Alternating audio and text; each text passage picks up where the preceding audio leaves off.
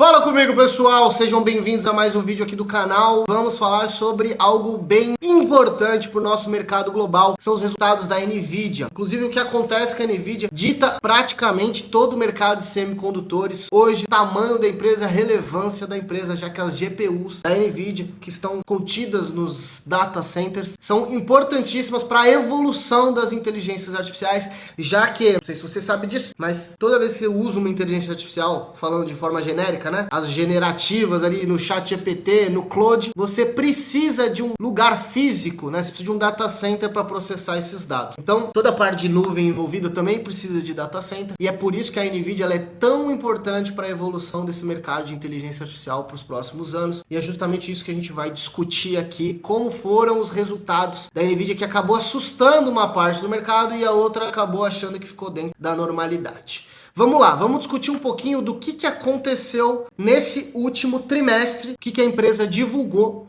e o que a gente pode achar de relevante para nós. Vamos lá, se a gente olhar as receitas totais agora nesse último trimestre, a empresa saltou 6% em relação ao trimestre anterior, dado positivo, e 56% se a gente comparar o ano anterior.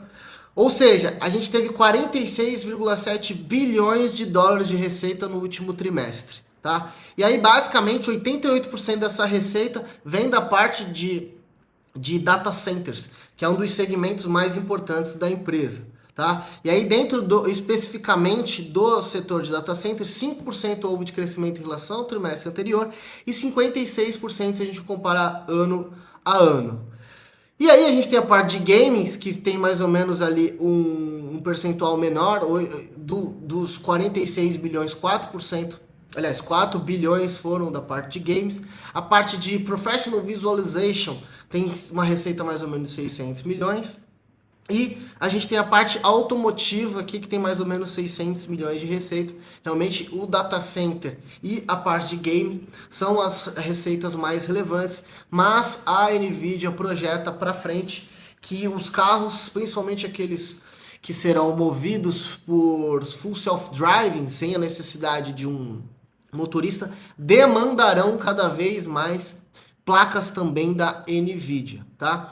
E isso é um motor de crescimento importante para o futuro. E aí o que o mercado olhou para esse resultado e falou? Ó, grande parte das receitas ficou dentro do que eu esperava ou levemente acima das expectativas. Mas o que o mercado não gostou tanto assim foi do guidance, que é a projeção futura do próximo trimestre, onde a empresa colocou que deve ter uma receita estimada em 54 bilhões e deve continuar ali as suas expansões, principalmente na plataforma nova que eles criaram, que é a Blackwell.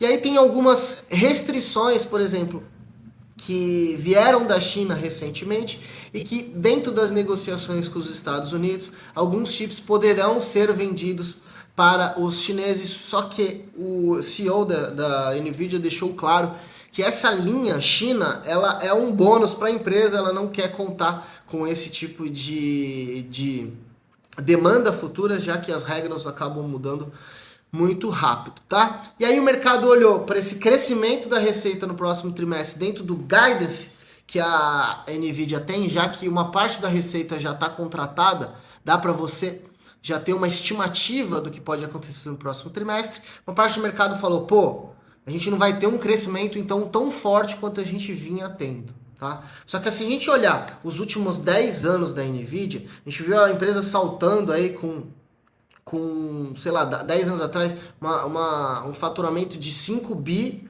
para hoje um faturamento aí de 150 bi, se a gente pegar os últimos 12 meses.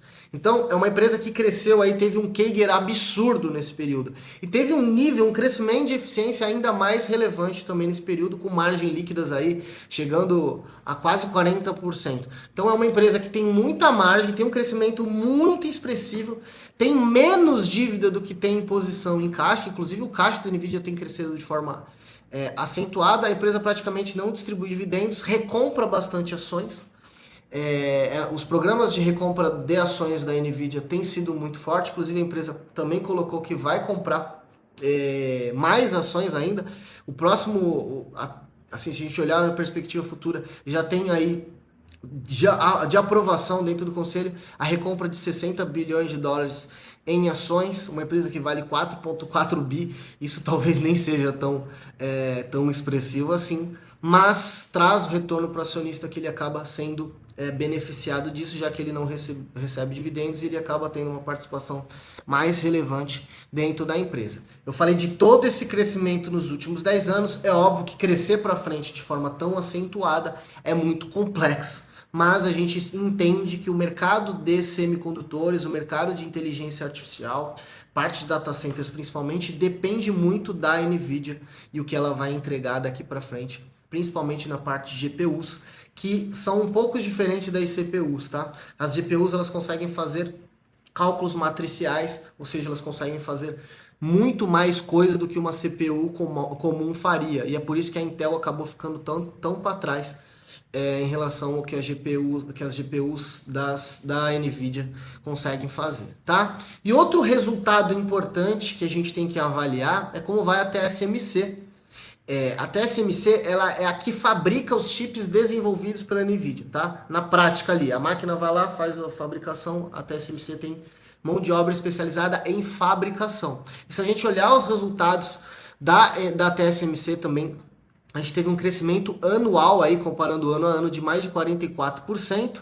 E se a gente comparar com o último trimestre, um crescimento de 11%. O lucro líquido chegou a 13,5 bi no trimestre, um crescimento de 60% ano a ano. Ou seja, a TSMC ainda conseguiu entregar eficiência no caminho. Então, assim, as duas empresas, tanto a NVIDIA quanto a TSMC, elas tendem a andar juntos. E aí, qual que é o ponto importante aqui da gente avaliar a TSMC? O que ela está projetando para frente também?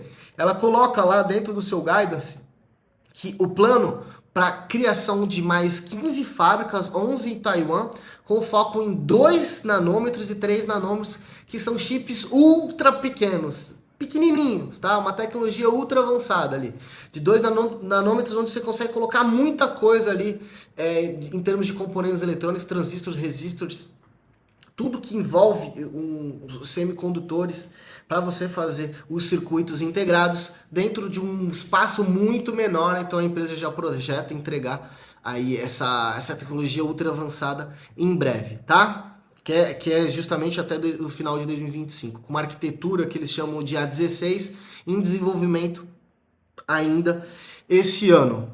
Beleza? E aí eles colocaram que vão investir entre 38 a 42 bilhões de dólares em 2025 nessa parte de fábricas. E aí a TSMC ela precisa acompanhar esse crescimento da NVIDIA, que é uma das principais. É óbvio que várias outras empresas também demandam da TSMC essa parte de fabricação, mas a NVIDIA tem sido uma empresa que, por conta desse crescimento tão acelerado, tem comprado muito da TSMC, e as duas empresas precisam caminhar junto.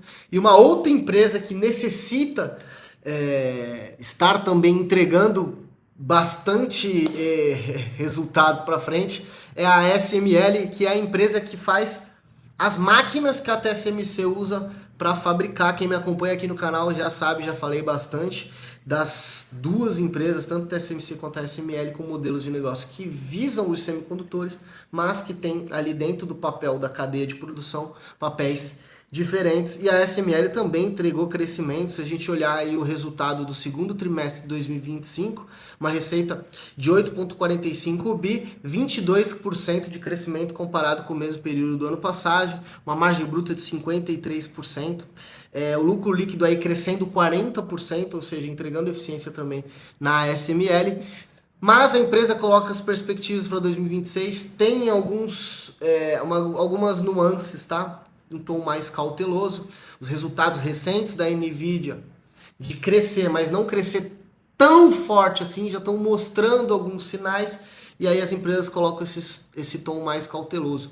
É óbvio, pessoal, que com o desenvolvimento de chips menores pela TSMC, talvez essa cautela toda ela nem seja tão necessária, mas o futuro vai mostrar para a gente. Todo esse ambiente tarifário, toda essa tensão geopolítica envolvendo China, Estados Unidos, envolvendo a Rússia também em alguns aspectos, faz com que essas empresas elas tragam um tom realmente mais cauteloso para o futuro. tá? Isso é importante que a gente entenda. Mas toda essa tecnologia de semicondutores não é utilizada só para inteligência artificial, para você usar o chat GPT. A gente está falando de fabricação de smartphones, a gente está falando de fabricação de celulares, fabricação de computadores, a gente está falando da fabricação de automóveis cada vez mais tecnológicos, a gente está falando de armamento, estamos falando de satélites, estamos falando de energia solar. Todos esses produtos necessitam de tecnologia avançada e vão necessitar ainda mais. Então são empresas cruciais aí para a gente entender o que elas estão fazendo para a gente projetar o futuro.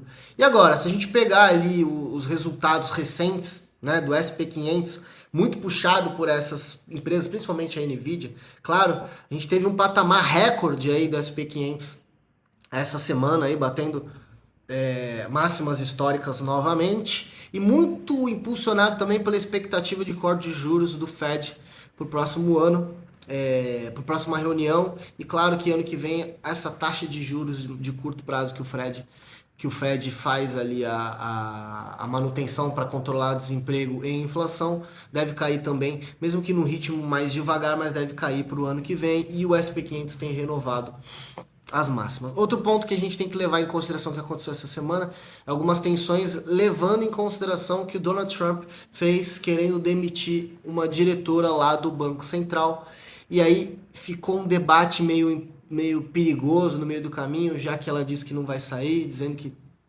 para ela sair tem que ser por justa causa, tem que ter alguma coisa em específico. O Trump divulgou que não confia nela, que houveram algumas fraudes em alguns documentos. Enfim, é uma guerra de narrativa que acaba contribuindo para a incerteza do mercado, mas o SP500 e o resultado das empresas não querem nem saber, tá entregando resultado, mesmo com toda essa agitação aí. E a gente teve também uma projeção do PIB dos Estados Unidos que surpreendeu também positivamente. A gente tem uma taxa anualizada chegando a 3,3%, impulsionado aí principalmente por tecnologia, né, por inteligência artificial. Esses aqui são os principais pontos que a gente teve aí durante a semana.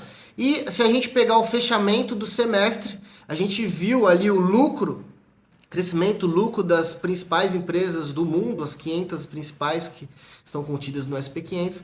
90% das empresas divulgaram já os seus resultados aqui no segundo trimestre de 2025, e 81% delas superou as estimativas quando a gente olha o earn per share, o lucro por ação.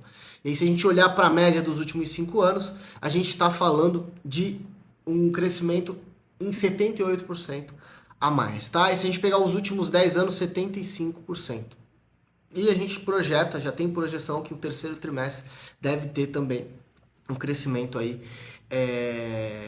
como um todo ali do lucro por ação das principais empresas. E se a gente olhar também por ponto de vista, a gente falou do ponto de vista do lucro, mas do ponto de vista também das receitas, a gente também teve 81% das empresas entregando crescimento aí de receitas dentro do SP500. Então isso mostra pra gente que mesmo com um mercado, um ambiente mais propício para a renda fixa, por conta do nível de juros mais elevados nos Estados Unidos, a renda variável, as empresas, elas também têm entregado crescimento. E assim, o SP500 batendo máxima, os lucros das empresas crescendo, eficiência crescendo também. Se a gente olhar para a média de preço sobre lucro do SP500, a gente tem agora um patamar acima da média, mas porque as empresas também estão mais eficientes, e óbvio que existe uma euforia. As empresas de tecnologia têm entregado crescimentos muito absurdos. Beleza, pessoal? Basicamente isso que aconteceu na semana. Se você gostou desse conteúdo, deixa o like. Se você ainda não é inscrito no canal, você é maluco, clica aqui embaixo, se inscreve e, óbvio, ativa as notificações, porque nesse canal a gente fala sobre ativos globalizados, renda passiva em dólar. Tá bom? Tamo junto, um grande abraço e a gente se vê aqui nesse próximo vídeo.